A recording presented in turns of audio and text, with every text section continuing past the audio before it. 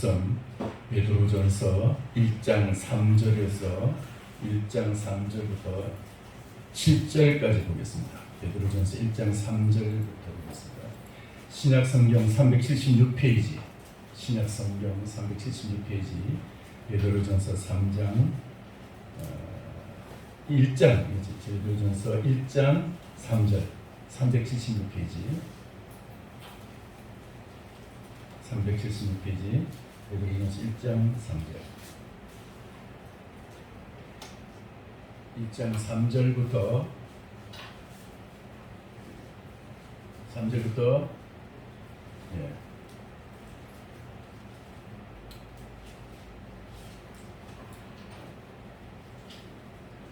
7절까지 기록하겠습니다. 3절부터 봅니다. 우리 주 예수 그리스도의 아버지 하나님을 찬송하리로다. 그의 많으신 긍휼대로 예수 그리스도를 죽은 자 가운데서 부활하게 하심으로 말미암아 우리를 거듭나게 하사 산 소망이 있게 하시며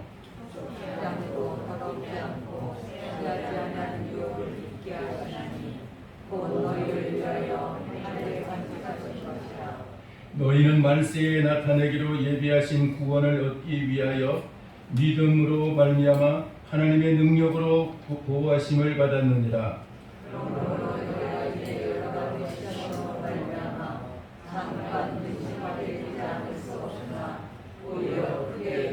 같이 읽습니다.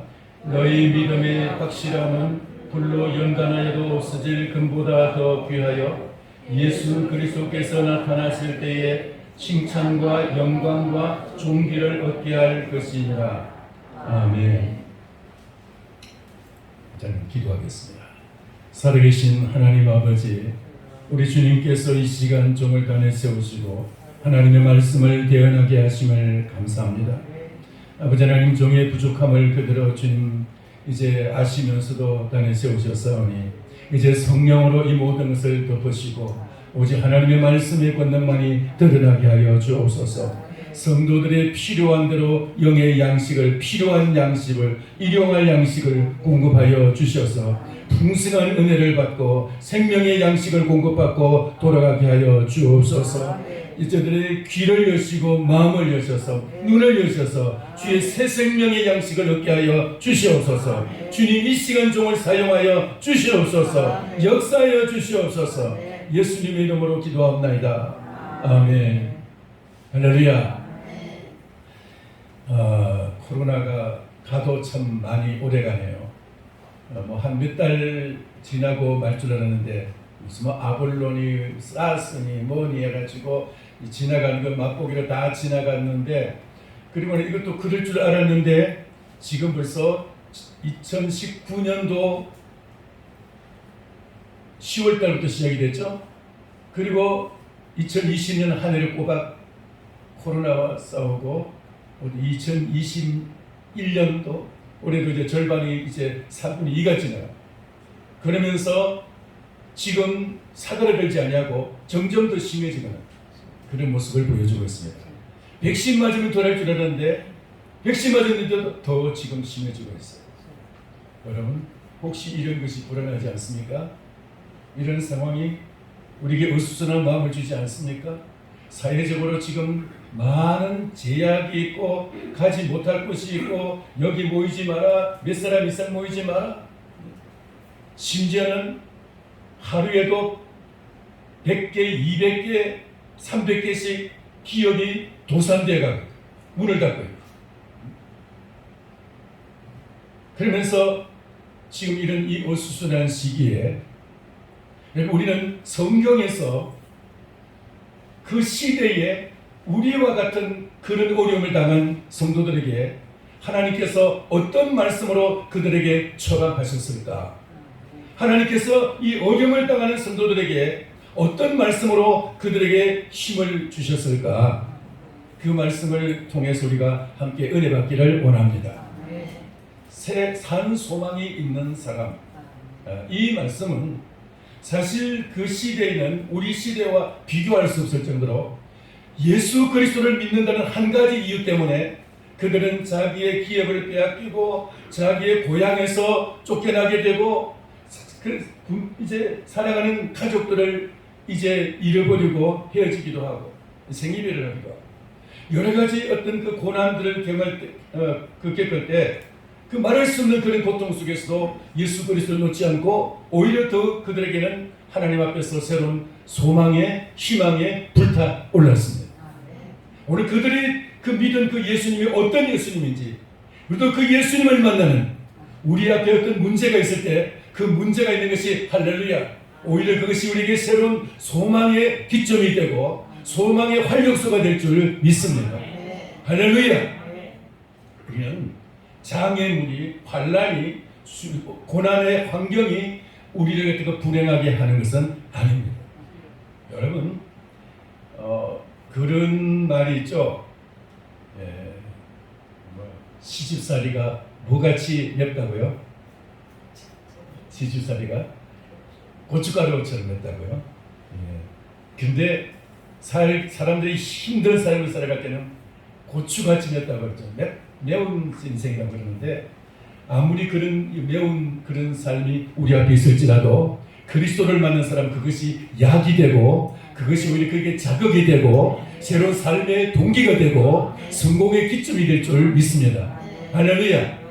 오늘 이 말씀에 이 베드로 사도가 이제 주신 이 말씀은 이 어떤 성도들에게 준 말씀이냐 그 시대적인 배경을 잠깐 살펴보고자 합니다.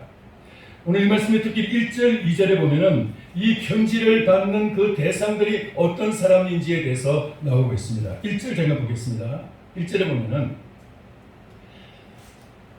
예수 그리스도의 사도 베드로는 본도, 갈라디아, 갑바도기아, 아시아와 비두니아에 흩어진 나그네 곧 하나님 아버지의 미리 아심을 따라 성령의 거룩하게 하심으로 순종함과 예수 그리스도의 피 뿌림을 얻기 위하여 택하심을 받은 자들에게 편지하노니 은혜와 평강이 너에게 더욱 많을지어다. 자, 여기서 이 편지를 받는 사람들이 어디에 있느냐? 본도, 갈라디아, 갑바도기아, 아시아와 비두니아에 흩어진 나그네. 오늘날로 치면은 터키라는 지역의 중부 지역에 해당됩니다. 여기가 터키 중부 지역에 해당되고 이 터키 서부 지역에는 로마의 권력이 딱 장악하고 있어서 터키 서부에는 로마의 군대가 다 침치고 있었어요. 터키 남부에도 역시 마찬가지로 이제 사도 바울의 고향인 다소를 비롯해서 안디옥이라든가 다 로마의 군대가 있습니다. 근데 터키 중부 지역은 갈라디아, 갑바도기아 이런 지역은 로마의 군대가 들어가 있지를 않았어요. 이런 지역에 성도들이 흩어져서 그쪽에 들어가 사는데 이들은 왜 거기에 가게 되느냐? 그 이유는 이들다 사실은 로마에 살고 있었어요. 로마 제국의 수도인 로마에서 살다가 그 당시에 그러니까 추후 AD 64년경 그 당시 황제가 네로 황제였는데 이 네로 황제가 불을 질렀다는 이야기도 있고 혹은 또 이제 어떤 우연한 방화였다, 우연한 어떤 우연한 화재였다 그런 말도 있는데 하여튼 여러분 뭡니까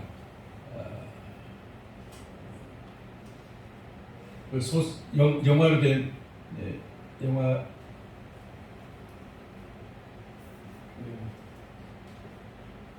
제가 가장 사랑하는 제가 몇 번이나 본 영화인데 지금 갑자기 생각이 안 나요. 이름. 사도 베드로가 도망치다가 다시 돌아간 그 장면이 나오는 영화예요. 예? 주여 그러니까 그걸 갖다가 로마 라틴어로 하면은 쿠바디스 쿠바디스 그 말이 갑자기 지금 여기서 나오질 않습니다. 쿠바디스를 보면은 그 시대의 그런 배경이 잘 나오고 있습니다. 이제 네로 황제가 불을 질러가지고 그 이제 시내에 불타는 광경을 보면서 산 중턱에 있는 자기의 그 이제 별장에서 노래를 부르면서 춤을 추면서 그걸 보고 시를 짓고 노래를 부른다는 거예요. 그리고 이제 그걸 이제 그 소문을 듣고 백성들이 이제 막 그 시민들이 저 붉은 수염 저놈을 죽여라고 이 네로를 죽여라고 막 벌떼같이 들고 일어났어요. 대문을 하고 떨고 일어나가지고 죽이려고 몰려오는데 그들에게 잠재우기 위해서 로마를 불태운 사람은 황제가 아니고 기독교인들이 불을 질렀다. 이렇게 그 당시 로마가 이 화재가 얼마나 심했느냐. 그 로마는 그 당시에 굉장히 큰 도시였기 때문에 14개 구역이 있었는데 그 중에 10개 구역이 다 불타고 있어요. 10개 구역. 그 중에 이제 황제가 자기 궁전을 넓히려고 이제 황궁을 갖다가 더 크게 이제 지으려고 꿈꾸고 계획하는 그 지역이 그 포함되어 있습니다. 다 불러서 다 태워버리고 거기다 새로 자기 왕궁을 지으려고 그런 계획한 장소가 거기 있었다. 그러니까 백성들은 이제 그걸 보고 이제 네로를 죽이라고 막 들고 일어났는데 그걸 이제 화살을 갖다가 자기의 오늘 화살을 갖다가 싹 돌린 것이 바로 기독교인들을 갖다가 모함을 해가지고 기독교인을 죽이게 됩니다. 그래서 기독교인들을 잡아다가 십자가에 못 박아서 거기다 이제 십자가에 기름칠해서 불을 질러서 거기를 불태워 죽이기도 하고 혹은 장작 때문에 갖다가 이제 불을 질러가지고 태워서 화형시키기도 하고 짐승들의 밥이 되기도 하고 그리고 이제 여러 가지 방법으로 막 그거 이제 극형을 하면서 이제 사람을 죽이고 했습니다. 그냥 십자가에 이제 매달아가지고 계속 매달아가지고 그냥 죽을 때까지 매달아 놓는 3일이고 4일이고 일주일씩 가서 그냥 매달아가지고 죽게 하는 그런 경우도 있어요. 자, 이렇게 해가지고 이제 죽으니까 거기서 그 자리에서 피해서 이제 도망을 치면서 바다 끝까지 바다를 건너서 지중해를 건너면서 도망친 곳이 바로 터키의 그 중부 지역에 있는 바로 갑바도기아, 갈라디아, 비두니아 이 지역이에요. 이 지역은 그러니까 로마의 군대가 좀 들어오기 힘든 그런 장소였어요. 그런 장소에 이제 들어가지고 사는 거예요. 그래서 사도 베드로가 그들에게 지금 편지를 보내면서 그들에게 너희에게 이제 그 편지를 보면서 3절에 이렇게 말하고 있습니다. 3절 우리 같이 한번 읽겠습니다. 3절 시작.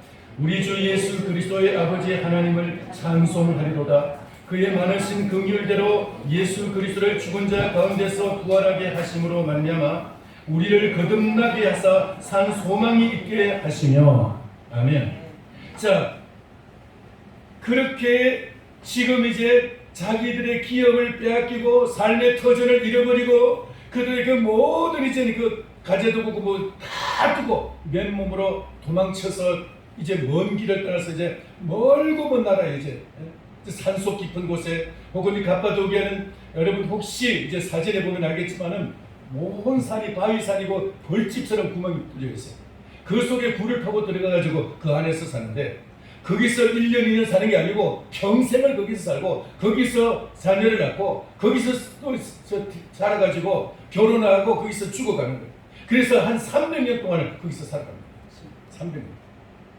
AD 325년 콘스탄티누스 황제가 밀라노 칙령을 발의할 때까지 64년 이때부터 계속 그들이 그곳에서 가서 살아요.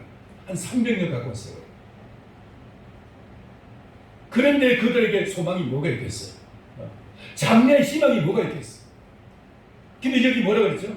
산 소망이 있게 하시며 할렐루야. 산 소망이 있게 하시며 아무리 절망적인 그들 속에서도 예수 그리스도를 믿고 그리스도에서 구원받은 성도는 예수 그리스도로 인해서 거듭난 성도는 산 소망이 있는데 생명의 소망이 있다는 겁니다. 할렐루야. 생명의 소망, 살아있는 소망.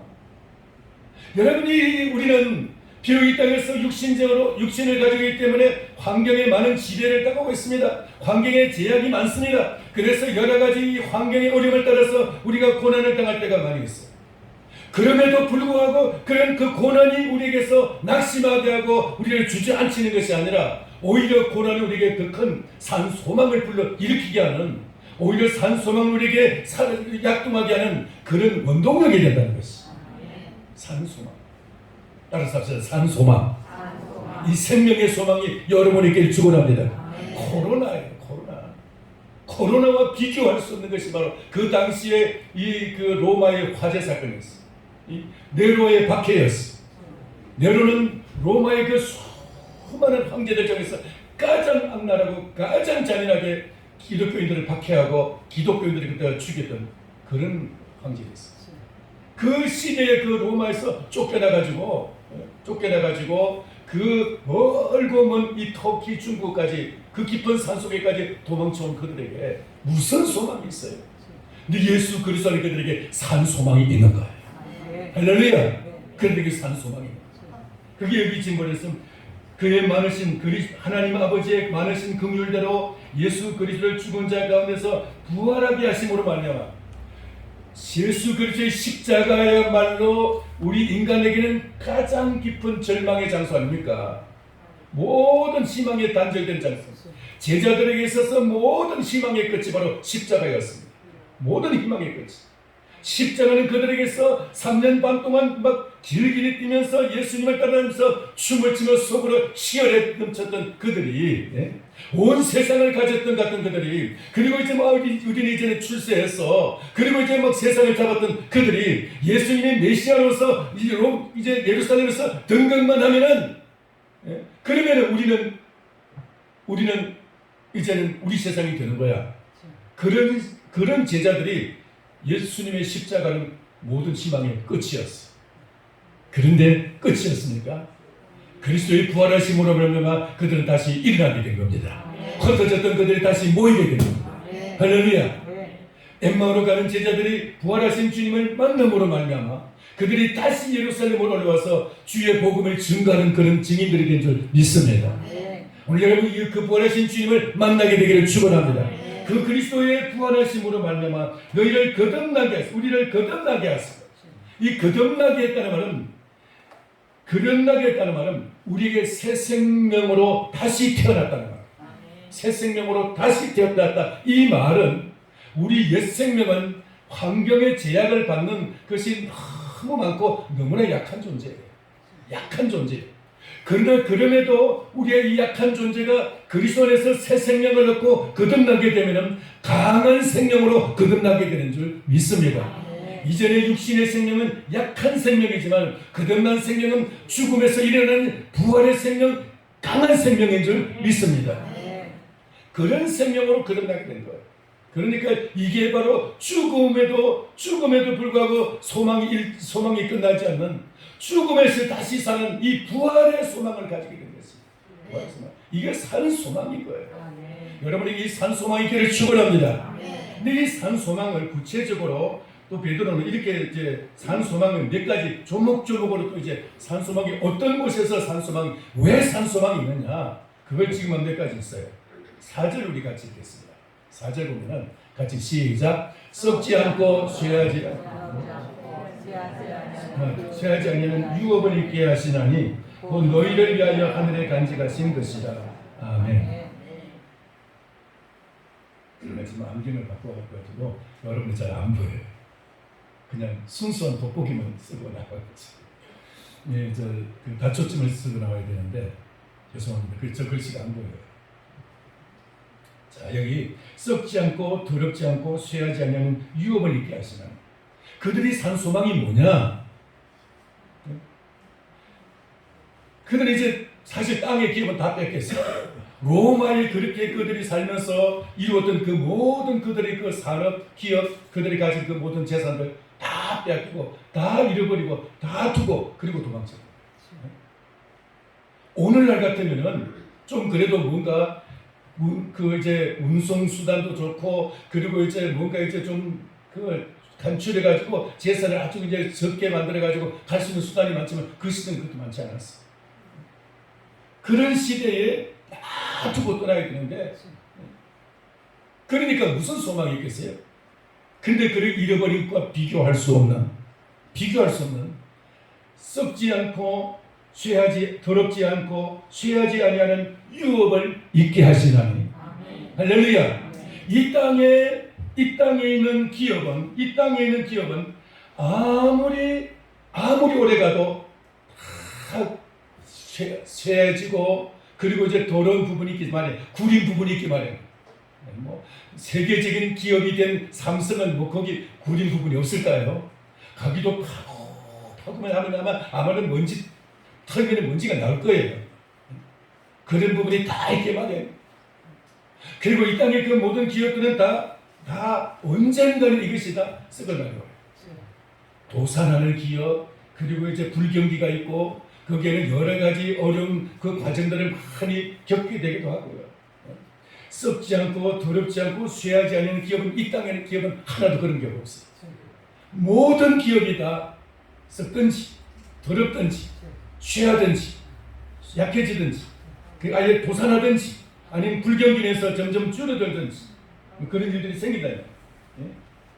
부도도 나기도 하고. 자, 그런데 이런 가운데서 이런 기업을 그들은 다 지금 이제 로마에다 두고 떠나왔는데, 그들에게 사도 베드로는 이렇게 말합니다.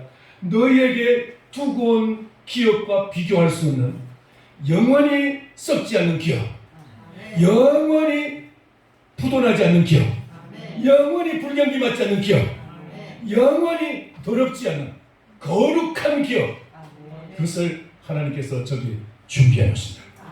할렐루야. 하나님이 저기다가 친히 준비해 놓으신다. 근데 이것은 이 땅에서 우리가 심은 만큼 우리가 거기서 거둘 수 있게 될 거예요.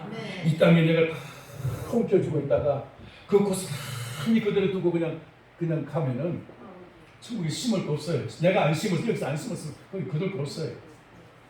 근데 하나님이 얘기하셨지만은 우리가 이 땅에서 심은 만큼 거기서 거두게 될 거예요. 여러분, 썩을 기업을 위해서보다도 썩지 않을 기업을 위해서 심고 투자하시기를 축원합니다. 할렐루야. 물론 이런 걸 있습니다. 누가복음 15장에 보면 탕자의 비유가 나오죠. 예수님께서 탕자의 비유를 말씀하셨는데, 한 탕자가 멀리 이제 떠나가면서 아버지의 재산에 자기의 유산분을, 아버지가 돌아가시면 받을 그 유산을 미리 달라 그래가지고 그걸 가지고 그냥 먼 나라로 가버리고 말았어.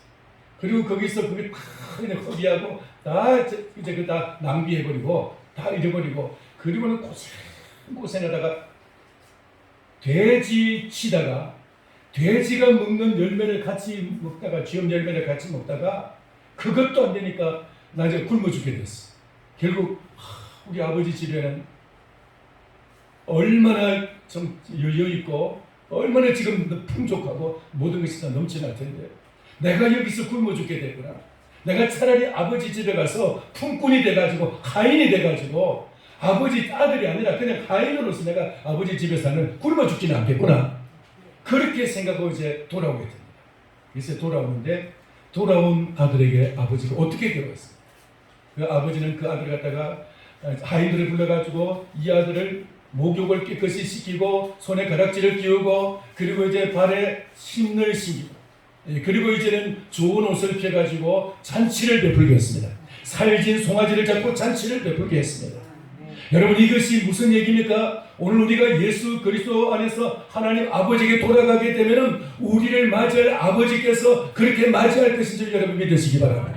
하나님 아버지께서는 우리를 영접하실 때 그렇게 탕자가 돌아온 것처럼 죽은 내 아들이 돌아왔다고 그렇게 잔치하면서 반긴다는 것입니다. 그런 아버지의 반기심은 있습니다. 그러나 진정한 기업은, 나의 기업은 내가 심은 대로 거두게 돼 있어요. 아멘입니까? 내가 이 땅에서도 내가 이 썩어질 것을 심어서 썩지 않을 것을 거두고, 내가 약한 것을 심어서 강한 것으로 거두고, 내가 좀 적은 것으로 심지만 많은 것으로 거두게 될 것입니다. 내가 이 순식간에 지나가는 이 일시적인 이 것을 심어가지고 이 시간 제약을 받는 이 모든 것을 심어서 하늘의 영원한 것을 거두게 될 줄 믿습니다. 할렐루야. 우리는 이 땅의 것을 심어서 그 나라의 것을 심어야 돼. 그 나라를 위해서, 그 나라에 썩지 않을, 쇠하지 않은, 더럽지 않은 그 기업을 위해서 우리가 심어야 된다. 아버지의 나라를 위해서, 우리 주님의 나라를 위해서 여러분 심는 역사가 있기를 축원합니다. 그렇게 할 때, 그곳에 우리의 소망이 있을 때, 우리의 소망은 진짜 소망. 예수 그리스도를 믿습니까? 예수님은 우리를 이 땅에 잘 살라고 우리가 예수 믿게 하시고 십자가에 죽으시고 우리의 죄값을 치르시고 우리를 구원하신 것 아니, 아버지께서 하도 우리를 갖다가 그립다고 하니까, 하도 여러분을 사랑하셔가지고 보고 싶어 하시니까 예수님이 이 땅에 오시고, 아버지 제가 데려올게요. 그놈의 자식 제가 데리고 올 테니까 좀 기다리세요. 하고 예수님이 땅에 오셔서 우리를 구원하셔서 그냥 우리 갖다가 데리고 가시려고 하는 거 아닙니까? 아멘입니까? 그러니까 제가 그냥 좀 세상적인 말로 표현을 했습니다만, 그렇게 예수님은 아버지께 우리를 데려가시려고, 아버지 앞에 우리를 세우시려고, 아버지 앞에서 우리가 영광스러운 사람으로 이렇게 그냥 초라하고 별 볼 일 없는 인생으로 그냥 마치 그 종과 같이 노예와 같이 그렇게 그냥 지저분한 이런 모습으로 아버지 앞에 세우는 것이 아니고 영광스러운 모습으로 세우시려고 주님은 우리에게 찾아오셔서 우리를 갖다가 붙잡으신 줄 믿습니다. 내가 예수님 붙잡은 게 아니고 예수님 우리를 붙드신 줄 믿습니다. 그러므로 우리는 그 나라의 기업을 사모하시기를 축원합니다. 거기에 대한 소망을 두시기를 바랍니다. 여러분, 우리의 소망은 이 땅에 있는 것이 우리의 소망이 아니에요. 만약에 그렇다면 여기 이 편지를 받는 이 사람들은 이미 소망이 끝난 사람들이에요. 왜냐하면 그들은 모든 것을 잃어버리고 모든 것을 빼앗기고 도망친 사람들이에요. 무슨 소망이 있어요? 근데 그들에게 이제 잃어버린 것은 아무것도 아니었던 거예요. 오히려 그들은 하늘에 그들을 위해서 예비하신 그 영광스러운 그 기업을 사모하면서 산 소망에 불타오르게 된 것입니다. 할렐루야! 그들의 소망은 저 하늘에 있었어요. 오늘 여러분, 이 소망이 여러분의 소망이 되기를 축원합니다. 여러분, 이 땅에 있는 기업, 그것이 다행이라고 생각하지 마세요. 이게 사실 우리의 발목을 붙잡고 우리를 천국에 그 소망을 두지 못하도록, 그 소망을 갖다가 이 땅에 두도록 자꾸 우리를 끌어내리는 거다. 땅의 소망이 아니에요. 눈에 보이는 소망이 아니에요. 보이지 않는 그 소망, 거기에 진짜가 소망이 있고, 그 소망을 우리가 간다면 다 이제 수요일에 설교할 겁니다. 보이지 않는 그 소망을 가진다면 우리는 인내하면서 참아 버티면서 그 소망이 이루어지기까지 견뎌야 되는 거예요. 할렐루야! 썩지 않고 더럽지 않고 쇠하지 않은 유업이 하늘에 있는 것입니다. 하나님이 친히 예비하신 그 기업이 여러분을 위해서 준비된 줄 믿습니다. 이 소망을 갖기를 축원합니다. 내가 이 땅에서 재산 좀 잃었다고 그 낙심할 거 아니다. 내가 좀 돈이 좀 적어가지고 내가 어떻게 살지 너무 염려하지 마세요. 아버지께서 예비하신 것은 그보다 훨씬 더 큰 것을 예비해 놓으신 줄 믿습니다. 먹을 것도 예비하시고, 예수님께서 그랬잖아요. 너희 보물을 하늘에 쌓아두라 하신 후에 마태복음 6장에서 공중의 새를 봐라. 아버지께서 그 새가 자기가 그걸 갖다 자기 집을 위해서 뭐 준비하고 뭐 그 창고를 준비하지 않고 뭐 그 양식 준비 하나도 안 해도 저축하지 않았지만은 하나님 먹이신다. 들에 있는 꽃을 봐라. 뭘 입을까 걱정하지 하나도 걱정 안 해도, 내가 무엇을 입지, 내가 어떤 옷을 입지 걱정 하나도 안 해도 솔로몬의 영광보다도 더 아름다운 옷으로 입히시지 않았냐. 뭘 입고 살지, 내가 앞으로 뭘 먹고 살지 하나님이 먹이시고 입히실 줄 믿습니다. 할렐루야! 하나님의 아버지시라면 하늘의 것만 준비하는 것이 아니라 이 땅의 것도 예비하신 줄 믿습니다. 그걸 우리는 믿고 의지합니다. 진짜 내 아버지가 하나님이 아버지시냐, 썩지 않고 더럽지 않고 쇠하지 않는 유업을 하늘에만 준비된 것이 아니고 이 땅에도 우리의 미래를 위해서 준비됐다고 믿으시기 바랍니다. 우리나라가 그렇기 때문에 일제를 지나면서 6.25를 지나면서 한국교회가 그렇게 부르짖었기도 했고, 70년대 80년대 그렇게 한국교회가 온 그 산마다 골짜기마다 부르짖었기도 했기 때문에 오늘 이 번영을 누리는 거 아닙니까? 이 번영이 사실은 문제예요. 하나님이 부어주셨으면 더 감사하고 또 하나님께 하늘의 소망을 더 불태워야 되는데, 오히려 그냥 눈에 보이는 이 번영 때문에 그만 하나님 나라가 딱 닫혀버리고, 하늘의 소망이, 산 소망을 닫혀버리고 눈에 보이는 이것만 그냥 좋아하면서 이 죄악의 낙을 누리면서 죄악의 즐거움 속에서 현실의 쾌락 속에서 그게 즐겁다고, 그게 행복하다고, 그게 끌려가는 이것이 우리들로 하여금 하늘의 진정한 산 소망을 잃어버리게 만들어요. 이렇게 우리가 살면 이게 몇 대나 갈까요? 이렇게 살면 우리 주님이 이렇게 사는 것을 우리 그냥 두실까요? 소돔 고모라 같이 점점 하나님을 잃어버리고 그렇게 죄악 속에서 쾌락을 누리는 것을 하나님 그냥 두실 거예요.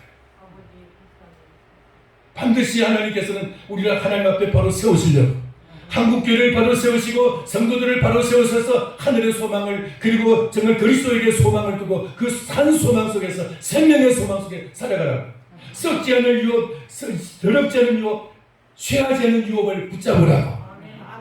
그래서 주님 우리가 이렇게 붙잡으신 줄 믿습니다. 그리고 두 번째로 5절 보시기 바랍니다. 5절 너희는 말세에 나타내기로 예비하신 구원을 얻기 위하여 믿음으로 말미암아 하나님의 능력으로 보호하심을 받았느니라. 따라합시다. 하나님의 능력으로 보호하심을 받았느니라. 할렐루야. 이 말씀 무슨 말이냐면 5절의 말씀은 말세가 되면 또 우리의 마지막이 되면 하나님께서 우리를 이 땅에 있는 이 상태로 그대로 나는 내 모습 이대로 그냥 주님 앞에 나오지만은 주님은 우리를 변화시켜서 가장 영광스러운 상태로 아버지 앞에 우리를 세우실 거예요.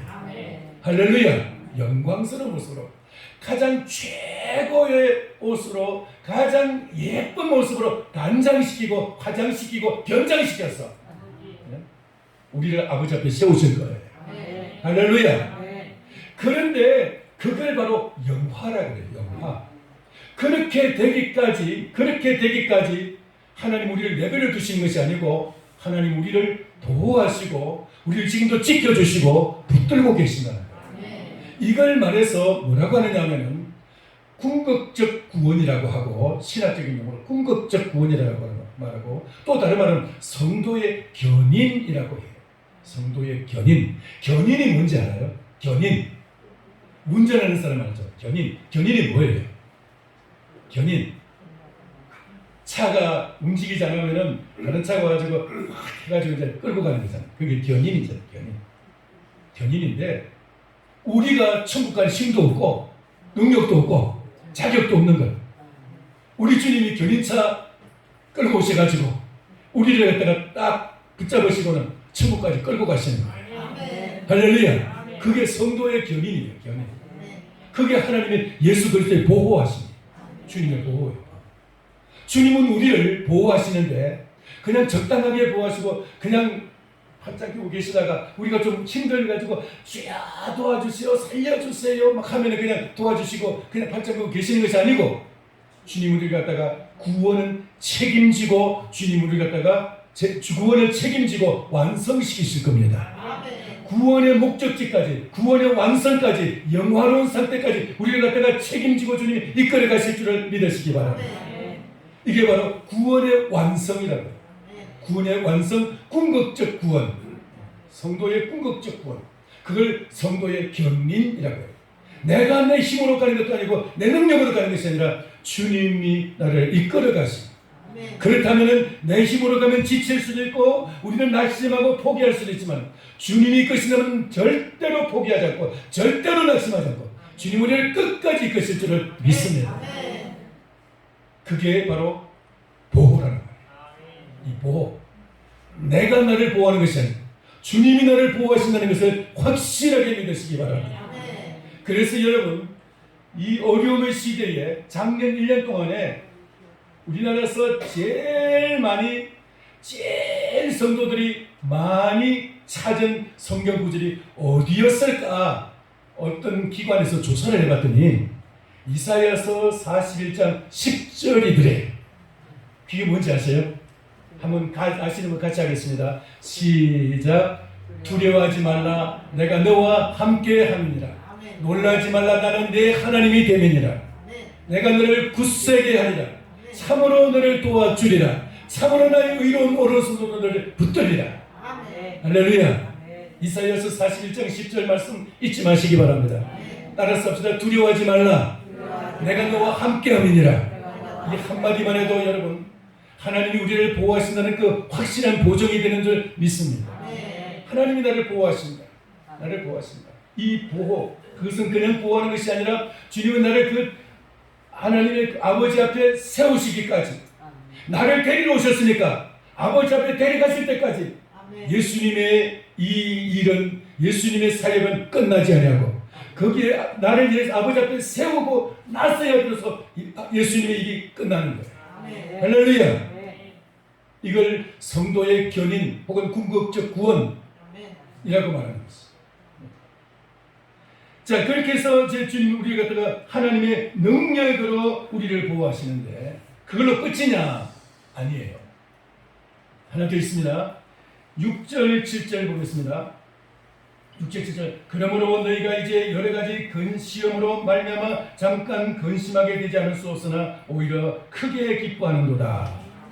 여기 보니까 여러 가지 시험으로 말미암아 잠깐 근심하게 되지 않을 수 없으나 여러분 지금 그 갑바도기아, 그 갈라디아, 비두니아에 이 흩어져 있는 이 성도들은 지금 그냥 그 여러 가지 그냥 잠깐 근심하는 것도 아니고 이 여러 가지 시험, 이 조그마한 시험도 아니에요. 이 시험은 일생일대의 어떻게 보면 역사적인 큰 시험이에요. 왜냐하면은 로마에 있는 모든 성도들 다 잡아다가 막 그 사자굴 속에 집어넣고 그 십자가에 묻어서 불질러고 막 하는 그런 상황에서 빠져나왔기 때문에 그냥 몸만 그냥 빠져나온 거나 마찬가지. 그런 상황에서 그 도망쳐가서 그 멀고 먼 터키까지 가서 거기서 이제 살겠다는 건데 이 얼마나 큰 시험입니까? 앞으로 그들이 거기서 뭘 먹고 살 것인지 그것도 대책이 아무것도 없는 거예요. 시험이 적은 시험이 아닌 거예요. 그런데 그 여러 가지 시험으로 말미암아 잠깐 근심하게 되지 않을 수 없으나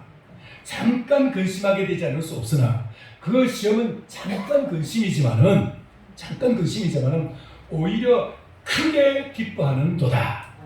할렐루야. 크게 기뻐하는 도다. 그들의 시험은 잠깐이고 큰 기쁨으로 그들이 기뻐한다는 것이. 그게 뭐예요? 그게 뭘까요? 그 7절에 나와 있어요. 7절 같이 읽겠습니다. 시작. 너희 믿음의 확실함은 불로 연단하여도 없어질 금보다 더 귀하여 예수 그리스도께서 나타나실 때에 칭찬과 영광과 존귀를 얻게 할 것입니다. 아멘. 여러분, 너희 믿음의 확실함은 이들이 지금 그들의 그 믿음을 지키기 위해서 사실 로마에서 그들이 떠나지 않을 수도 있었어요. 딱 한 가지 길이 있었어요. 그게 뭐냐?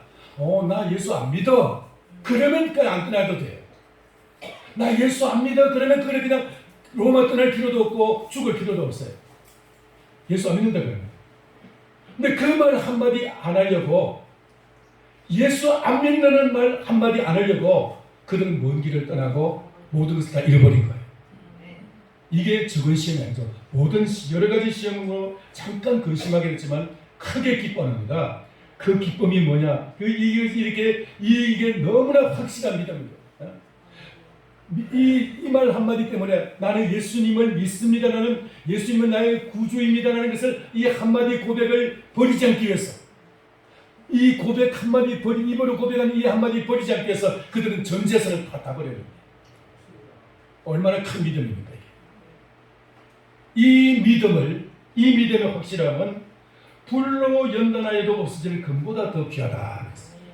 여러분, 불로 연단한 금, 그러니까 불 속 용광로 속에서 막 7번 연단하고 그 재련이 되면은요, 그러면 이제 순수한 99.9999%의 그런 순금으로 24K 골드로 금이 탁 순금이 나오는데, 그러면 이 금이 그런 순금이 돼서 나오는 이 금이 얼마나 귀한 것입니까?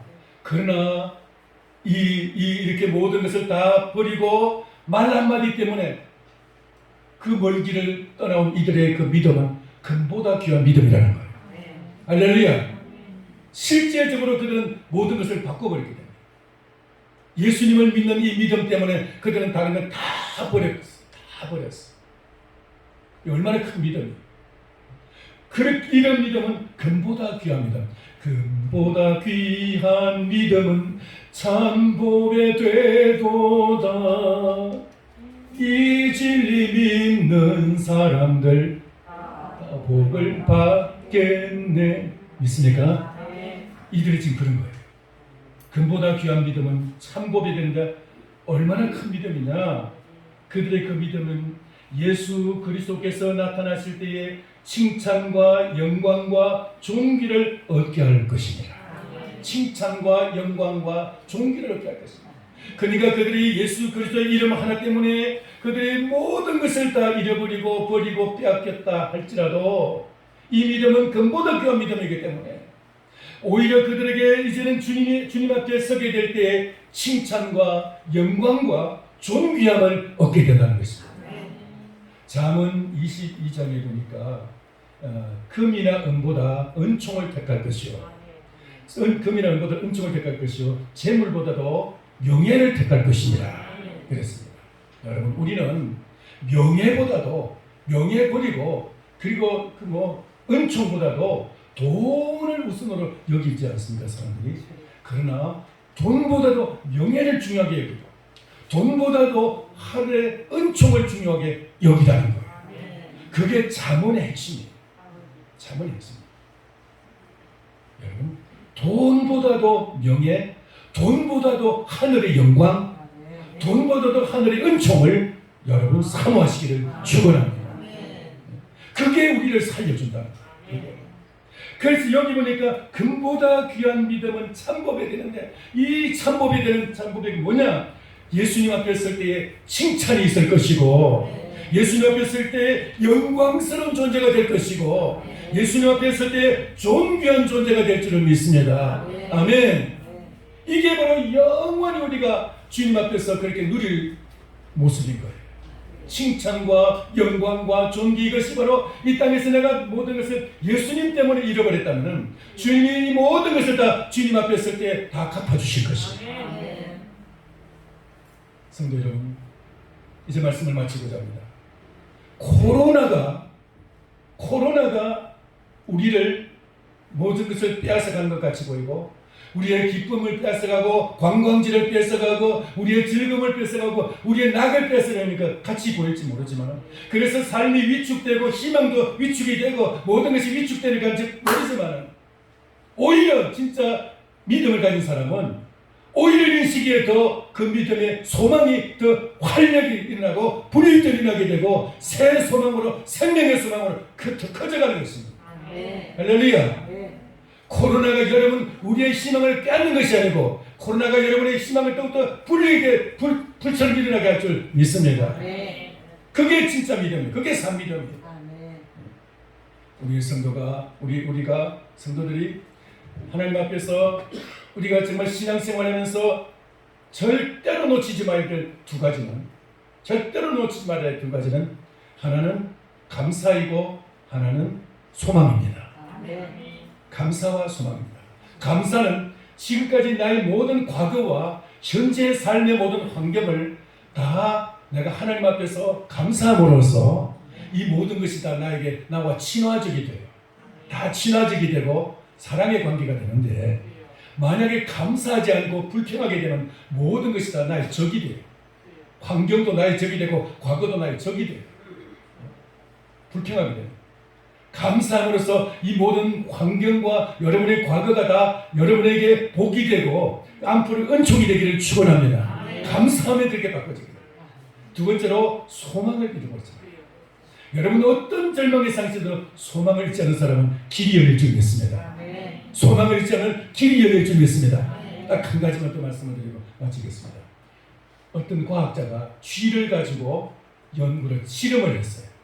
쥐를 이제 두 종류의 이제 쥐를 갖다가 이쪽에 쥐하고 이쪽에 쥐하고 해가지고 두 종류를 가지고 그 이제 병 속에다가 이제 모래를 깔고, 그리고 이제 열매를 조금 집어넣습니다. 그리고 이제 그 병 하나는 병 뚜껑을 닫아놨고 또 하나는 병 뚜껑을 열어놨어요. 이 바깥에는 막아요. 이 주변에 막아요. 그래놨더니 병 뚜껑이 닫힌 그 쥐는 그대로 바로 죽어버린 거였어요. 근데 병 뚜껑이 열린 그 쥐는 오래오래 살아갈 수 가지고 계속 살아갈 수 있고, 그 양식이 있을 동안에 살아있었고 양식이 끝나고 나도 계속 살아있었어요. 왜 그랬을까요? 뚜껑이 열려 있어가지고 위가 보이기 때문에 희망을 가졌어요. 희망. 근데 이쪽 지금 뚜껑이 닫혀가지고 아무것도 보이는 게 없으니까 음식이 있어도 먹을 생각도 안 하고 그냥 죽어버려요. 이게 이미 희망을 잃어버렸기 때문에, 소망을 잃어버렸기 때문에 이 주인은 그냥 살 소망이 없어져 버려요. 여러분, 앞으로 전진하는데 여러분의 삶에 있어서 힘을 주는 것은 희망, 소망이, 그 신앙적으로 용어로서 소망입니다. 예수 그리스도가 여러분 믿음으로, 예수 그리스도를 믿음으로 그리스도가 함께 하심을 믿습니까? 주님을 믿는다면 여러분이 소망 있는 사람이에요. 이 소망을, 그리스도에게 소망을 두는 사람은 이 땅의 그 어떤 일에서도 결코 낙심하지 않고 반드시 일어날 줄 믿습니다. 잠언 22장입니까? 23장입니까? 성도는, 믿는 자는 7번 넘어져도 다시 일어나거든요. 죄인은 넘어지면 그래도 사라진다. 하나님께서 여러분에게 오늘 이 말씀을 붙잡고 지금 산 소망과 생명의 소망을 가지고 남은 생애를 힘차게 살아갈 수 있게 되기를 주님의 이름으로 축원합니다. 기도하겠습니다. 살아계신 하나님 은혜를 감사합니다. 오늘 우리 주님께서 저희에게 주신 이 말씀을 따라서 우리의 남은 생에 눈앞에 보이는 것이 없고 손에 잡히는 것이 없을지라도, 코로나가 우리 앞길에서 참으로 여러 가지 암담한 그런 사인을 줄지라도 이 모든 것을 주님 우리가 내려놓고 예수 그리스도만 바라보면서 산 소망 가운데서 살기를 원합니다. 하나님 아버지, 주님 하늘에 우리를 예비해 놓으신 이제 더 나은 기업을 바라보게 해주시고, 아버지 썩지 않고 더럽지 않고 쇠하지 않은 이 영광스러운 기업을 바라보게 하여 주옵시고, 하나님 아버지, 주님 지금도 우리를 주님 졸지도 않고 주무시지 않고 우리를 보호하시면서 우리를 지켜주시는 주님의 보호하심을 믿음으로 믿게 하시고, 하나님 우리에게 또 주님 이제 우리 앞에 주님께서 예비하신 주님 앞에 만날 때 칭찬과 영광과 존귀가 있을 것을 믿고 남은 생에 고난이 있을수록 더욱더 기뻐하고 환난이 있을수록 더욱더 감사하면서 주님을 향해서 나아가는 믿음의 전진이 있는 모든 성도들 되게 하여 주시옵소서. 예수님 이름으로 기도하옵나이다. 아멘.